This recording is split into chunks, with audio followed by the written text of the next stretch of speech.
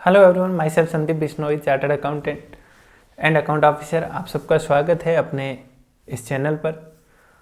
आज का वीडियो बेहद ख़ास है और ये उन सब एस्पिरेंट्स के लिए है जो चार्टर्ड अकाउंटेंसी कंप्लीट कर चुके हैं और उसके बाद में अपने लिए क्या क्या अपॉर्चुनिटीज़ अवेलेबल है सीए करने के बाद में। तो इस वीडियो के अंदर मैं बहुत ही इंटरेस्टिंग चीज़ें आपको बताऊंगा, खास करके अगर आप जॉब के लिए ट्राई कर रहे हो सीए के बाद में, वो भी गवर्नमेंट जॉब या पीएसयू के अंदर जॉब्स। तो सबसे पहली चीज़ तो बहुत आसान है अपने लिए कंपेरेटिव टू बाकी जितनी भी स्ट्रीम है, जितना कंपटीशन है उसके कंपैरिजन में यहाँ कंपटीशन काफ़ी कम है और इजीली आप क्रैक कर सकते हो इन एग्ज़ाम्स को। जैसे ही आप सीए अपना कंप्लीट करते हैं उसके बाद में बहुत आसान हो जाता है इन चीज़ों को कवर करना। एक एक करके मैं आपको बताऊंगा क्या क्या अपने पास ऑप्शंस अवेलेबल रहते हैं और किन किन के लिए हमें जाना चाहिए। तो चलिए शुरू करते हैं। उससे पहले अगर आप चैनल पे नए हैं तो आप प्लीज़ चैनल को सब्सक्राइब करें। इस चैनल के माध्यम से मैं कोशिश करता हूं कि जितने भी गवर्नमेंट जॉब्स हैं जो अपने कॉमर्स स्टूडेंट्स के लिए आते हैं, चाहे सीए के बाद हो, पोस्ट ग्रेजुएशन के बाद हो, ग्रेजुएशन के बाद, उन सब का अपडेट, उनकी जॉब प्रोफाइल्स, एग्ज़ाम प्रिपरेशन के लिए किन चीज़ों को यूज़ करें, जिन्होंने एग्ज़ाम क्रैक किए उनके क्या व्यूज़ हैं, सारी चीज़ें मैं आपको इस प्लेटफॉर्म पे लाने की कोशिश करूँगा। चलिए शुरू करते हैं अपना डिस्कशन। सबसे पहले देखिए, जो अपने पास जो ऑप्शंस अवेलेबल है उसके अंदर एक तो जो प्रैक्टिस का ऑप्शन अपने पास अवेलेबल होता है। सीए करने के बाद काफ़ी लोग जो है प्रैक्टिस के लिए जाते हैं, तो मैं आपको वो ऑप्शन नहीं बताऊंगा। रीज़न बिंग, आप सब वेल अवेयर हो इस चीज़ से, प्रैक्टिस क्या होती है, कैसे होती है। उसके लिए बेसिकली कुछ नहीं, सर्टिफिकेट ऑफ जो प्रैक्टिस होता है अपना, वो हमें लेना होता है मेंबरशिप के साथ इंस्टीट्यूट से, और आपको एक अपनी फर्म बना के या फिर आप किसी के साथ पार्टनर बन के क्या कर सकते हो, अपना खुद का काम शुरू कर सकते हो। Being a practising chartered accountant, आपके लिए ये एक लिमिट रहेगी कि आप फिर किसी दूसरे काम के अंदर इन्वॉल्व नहीं हो सकते। आप किसी दूसरी जॉब, किसी बिजनेस, किसी प्रोफेशन के अंदर और कहीं इंगेज नहीं हो सकते। मतलब ये जो वर्क होगा आपका, ये कैसा होगा, फुल टाइम होगा, है ना। तो ये एक इसकी लिमिटेशन है। हालांकि जो हमारा इस वीडियो का मकसद है वो इस चीज़ को कवर करना नहीं है। मेरा मकसद है मैं आपको जो जॉब के अंदर दूसरे फील्ड अवेलेबल है, जॉब में भी देखिए दो तरह की जॉब है। एक प्राइवेट जॉब जिसके अंदर आपके लिए जितनी भी जो कैंपस प्लेसमेंट होता है इंस्टीट्यूट का, या फिर जो बैंक्स होती है उनके अंदर क्रेडिट मैनेजर या अलग अलग तरह की पोस्ट जो होती है, वहाँ पे आप ट्राई कर सकते हो। फिर जो बिग 4 कंपनीज़ है वहाँ हो गया, इस तरह की कंपनी, या और कोई कंसल्टेंसी या मैनेजमेंट एडवाइजरी सर्विसेज देने वाली फर्मों के अंदर एज ए चार्टर्ड अकाउंटेंट आप जा सकते हो। लेकिन वहाँ पे फिर आपको एक स्पेसिफिक काम करना पड़ेगा, ऑडिट, टैक्सेशन या जो भी आपका वहाँ पे फील्ड अवेलेबल है। हम बात कर रहे हैं किसकी, गवर्नमेंट जॉब की। सीए करने के बाद में अगर आप गवर्नमेंट जॉब के लिए जाना चाह रहे हैं तो आपको एग्जैक्टली क्या करना चाहिए, प्लस क्या क्या ऑप्शंस आपके पास अवेलेबल है। तो यहाँ पे मैं आपको एक चीज़ बताऊँ, अगर हम बात करें गवर्नमेंट जॉब की, तो गवर्नमेंट जॉब पहली चीज़ तो अवेलेबल कहाँ कहाँ है। पहला क्वेश्चन ही यहाँ आता है, यही आता है अपने पास, किस तरह की जॉब्स अपने पास अवेलेबल होती है एज ए चार्टर्ड अकाउंटेंट। तो पहली चीज़ आती है पीएसयूज़, एक नंबर पे जो सबसे ज़्यादा हायर करती है। पीएसयूज़ का मतलब जो भी सेंट्रल पीएसयू है जिसके अंदर अपनी जो ये नवरत्न, महारत्न, इस तरह की कंपनियां जो है, जैसे कोल इंडिया लिमिटेड, सीआईएल के अंदर मैनेजमेंट ट्रेनिंग की वैकेंसी आती है। इन सब के ऊपर मैं डिटेल में और वीडियो बनाऊंगा। मैनेजमेंट ट्रेनिंग है कोल इंडिया में, तो उसके लिए मैं सेपरेट एक वीडियो लेके आऊँगा कि उसके लिए कैसे अप्लाई करें, कैसे प्रिपरेशन करें, सारी चीज़ें। फिर कोल इंडिया के अलावा ओएनजीसी हो गया, फिर ऑयल इंडिया लिमिटेड, इसके अलावा जितने भी ये पोर्ट ट्रस्ट होते हैं, जैसे Mumbai port trust, Jawaharlal Nehru port trust, इन सब जगह पे भी पोस्ट आती है। मतलब जितनी भी सेंट्रल पीएसयू है सबके अंदर आप मान के चलिए फाइनेंस एंड अकाउंट्स मैनेजर या मैनेजमेंट ट्रेनी नाम से पोस्ट होती ही होती है, और उनके लिए ऑन एन एवरेज जो ड्यूरेशन होता है एवरेज दूसरे से तीसरे साल के अंदर रिक्रूटमेंट जो है वो निकाली जाती है। ठीक है, किस तरह का होता है रिक्रूटमेंट, किस तरह का एग्ज़ाम होता है, क्या प्रोसेस होता है, अभी आते हैं उसके ऊपर। इसके अलावा हाल ही में जैसे FCI के अंदर आई थी वैकेंसी जनरल मैनेजर की, फिर AGM की भी आई थी, काफ़ी बड़ी पोस्ट होती है AGM। ये तो बात की सेंट्रल PSUs की। इसके अलावा जो अपना स्टेट है उस स्टेट की PSUs के अंदर भी वैकेंसी आती है। स्टेट PSU में, जी हाँ, आप अगर अपने स्टेट के अंदर देखोगे तो वहाँ की जितनी भी PSUs है उसमें से ज़्यादातर तो स्टेट के अंदर जो होती है वो लॉस मेकिंग यूनिट्स होती है, लेकिन कुछ होती है ऐसी जो प्रॉफिटेबल होती है। जैसे मैं प्रेजेंटली जहाँ वर्क कर रहा हूँ, ये एक तो पावर सेक्टर होगा ही होगा, जो पावर कंपनीज आपके स्टेट के अंदर है वो हायर करती है। फिर इसके अलावा जो अदर जो स्टेट PSUs हैं जो थोड़ी बड़ी है, जिनका रेवेन्यू टर्नओवर अच्छा है, तो वहाँ पे डेफिनेटली इस तरह के अकाउंट्स और फाइनेंस मैनेजर, जैसे राजस्थान के अंदर बात करें तो ये गंगानगर शुगर मिल हो गया। इसके अलावा अगर आप बात करो तो ये केमिकल के लिए जो एक राजस्थान गवर्नमेंट का है, क्या कहते हैं, नाम भूल गया मैं, वहाँ पे भी अवेलेबल है जॉब।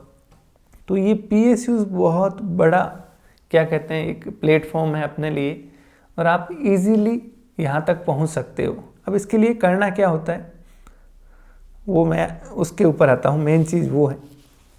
उसके अलावा एक दूसरा ऑप्शन अपने पास है कि आप जो है क्या कर सकते हो, PSU के अंदर तो आप कंपनी के लिए काम करोगे, जो भी गवर्नमेंट कंपनी है। आप दूसरा ऑप्शन ये है, आप डायरेक्ट स्टेट और सेंट्रल गवर्नमेंट के अंदर काम करने के लिए जा सकते हो। डायरेक्ट स्टेट या सेंट्रल गवर्नमेंट के जितने भी डिपार्टमेंट्स हैं उनके लिए वैकेंसीज होती हैं। अगर हम बात करें स्टेट की, तो स्टेट का जो पब्लिक सर्विस कमीशन, जैसे राजस्थान है तो RPSC, ठीक है, तो वहाँ का जो भी पब्लिक सर्विस कमीशन है वो वैकेंसीज निकालता है। सेंट्रल के केस में जो UPSC है वो वैकेंसी निकालता है। हाल ही के अंदर जैसे PF डिपार्टमेंट के अंदर आई, फिर ESI एम्प्लॉय स्टेट इंश्योरेंस के अंदर आई। इसके अलावा अगर आप और देखोगे तो और डिफेंस से रिलेटेड वैकेंसीज आती रहती है, डिफेंस अकाउंट सर्विस और उससे अलाइड जो सबऑर्डिनेट सर्विसेज होती है। ठीक है, इन सब के लिए एग्ज़ाम्स UPSC करवाता है। सिमिलरली स्टेट PSC जो है वो भी एग्ज़ाम करवाती है इस तरह के।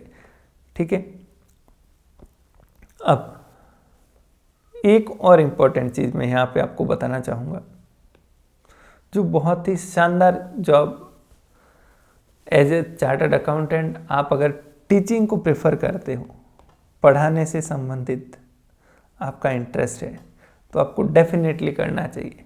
आपको पता हो तो हाल ही में जो UGC है उसने नोटिफाई किया था मार्च के अंदर, क्या, now chartered accountants are equal to post graduate.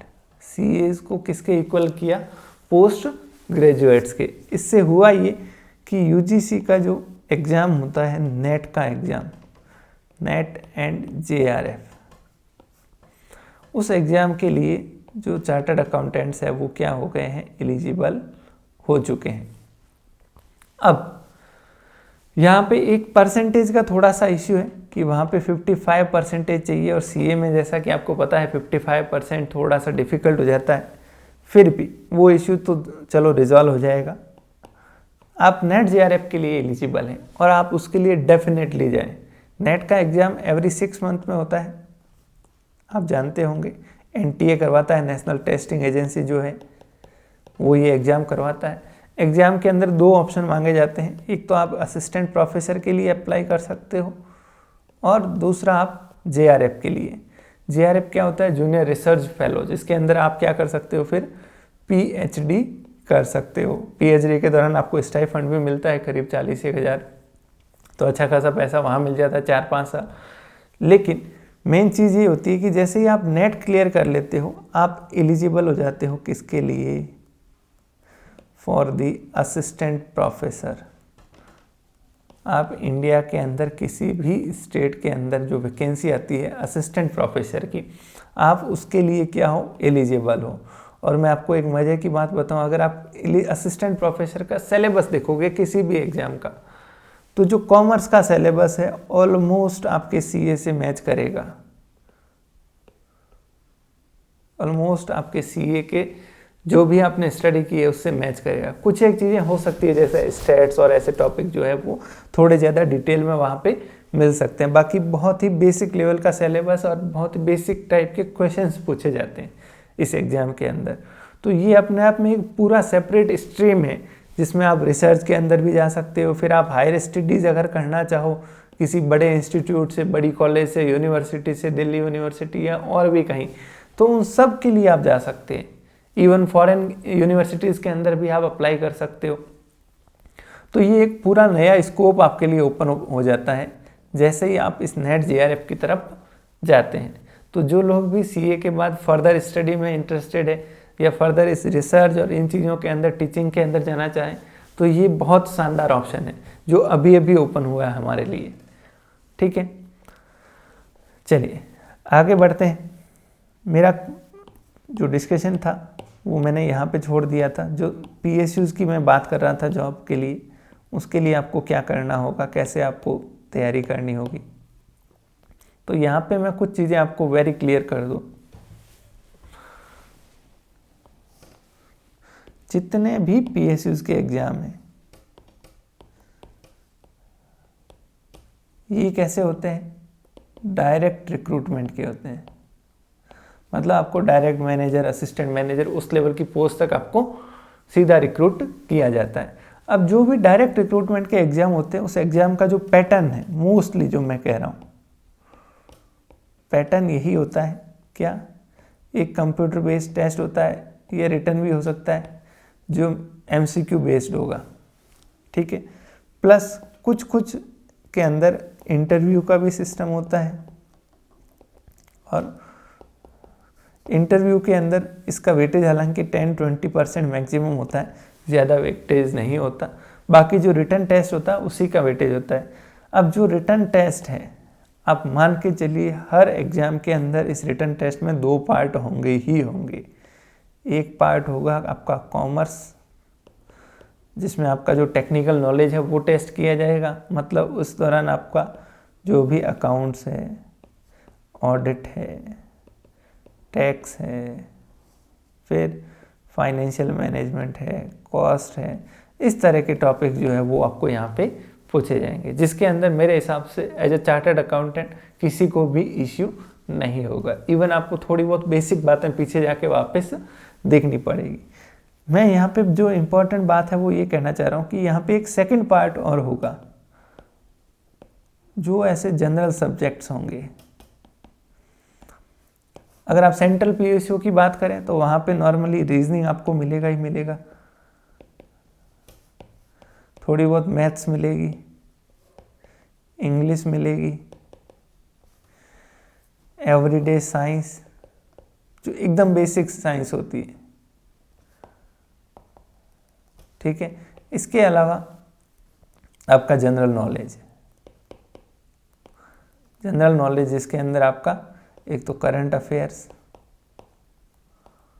ठीक है, फिर बाकी अदर जो जनरल स्टडीज़ के बेसिक्स होते हैं वो सारे भी। मेरा यहाँ पे इतना सा कहना है, अगर आप इन चीज़ों के लिए ट्राई कर रहे हैं तो आप ये रीजनिंग अपना स्ट्रॉन्ग करें, एटलीस्ट बेसिक्स इंग्लिश के ज़रूर जानें, और करंट चीज़ों से अपडेटेड रहें, न्यूज़पेपर्स इस तरह की चीज़ों से अपडेटेड रहें। ये बहुत काम आएगी आपकी चीज़। आप एक तरफ अगर प्राइवेट जॉब की तरफ देख रहे हो तो प्राइवेट जॉब में हो सकता है आपको इनिशियली अच्छा खासा रेमुनरेशन मिले, लेकिन वहाँ पे फिर आपका जो एफर्ट का लेवल है चीज़ें उसी तरीके से चलेगी। लेकिन आप अगर पीएसयू में काम कर रहे हो तो यहाँ पे सेंट्रल पीएसयूज़ के अंदर खास करके इतना बेहतरीन तरीके से काम चलता है, वहाँ पे प्रॉपर सिस्टमेटिक सब कोई पॉलिटिकल इंटरफेरेंस नहीं, मतलब ऐसे डे टू डे एक्टिविटीज़ में ट्रांसफ़र पोस्टिंग वैसा कुछ भी नहीं, टाइम पे प्रमोशन, सब चीज़ें एक्यूरेट सिस्टमेटिक होती है जो टॉप की PSUs है। तो आप इसके लिए ज़रूर ट्राई करें। ये मैंने जस्ट आपको एक अलग चीज़ दिखाई कि जो प्रैक्टिस वाला है प्लस जो प्राइवेट जॉब वाला ऑप्शन है, ये दो तो हम लोग सब जानते हैं क्योंकि हमारे CA के दौरान यही चीज़ें हमें सामने आती है। जो हमारे कलीग्स हैं, हमसे जो सीनियर होते हैं, वो इन्हीं सब चीज़ों में इन्वॉल्व होते हैं। लेकिन ये एक बहुत बड़ी ब्रांच है गवर्नमेंट जॉब की, जिसके लिए हमें ज़रूर देखना चाहिए कि इतनी सारी PSUs है, हर साल इतने एग्ज़ाम होते हैं। बस एक ही कमी है हमारे इन एग्ज़ाम्स की कि जो नंबर ऑफ पोस्ट होती है वो काफ़ी कम होती है, लो होती है, ठीक है, काफ़ी कम पोस्ट होती है, लेकिन इनकी फ्रीक्वेंसी काफ़ी जल्दी होती है। मतलब ये आपको साल के अंदर इस तरह के 2-3 एग्ज़ाम तो मिल ही जाएंगे। अगर आप 2021 की बात करो तो 2021 के अंदर करीब ऐसे 5 एग्ज़ाम हुए, 5 से 6 मैं जानता हूँ, जो बड़े ONGC का हुआ, FCI के 2 एग्ज़ाम हुए, राजस्थान के अंदर पावर कंपनीज के अंदर एक एग्ज़ाम हुआ, ठीक है। ये जस्ट मैं एक हाईलाइट बता रहा हूँ आपको। अभी जो है NHAI के अंदर आया था, national highway authority of India, तो ये डायरेक्ट रिक्रूटमेंट्स होते हैं और आप इनके लिए एलिजिबल हैं चार्टर्ड अकाउंटेंसी करने के बाद, तो आप डेफिनेटली इस ब्रांच के लिए जाएं। बाकी मैं specific exam wise separate video ज़रूर बनाऊंगा, जिसके अंदर मैं जो कोल इंडिया की मैनेजमेंट ट्रेनी है, ONGC की है, FCI की है, जो वैकेंसीज है उनमें क्या सिलेबस है, क्या पैटर्न है, एक एक चीज़ को हम इन डेप्थ डिस्कस करेंगे। यहाँ पे उतनी चीज़ें मैं जस्ट एक ओवरव्यू देना चाह रहा था जो मेरे हिसाब से मैंने आपको दिया। मैं उम्मीद करता हूँ आपको वीडियो पसंद आया होगा। चलिए, थैंक यू वेरी मच, धन्यवाद।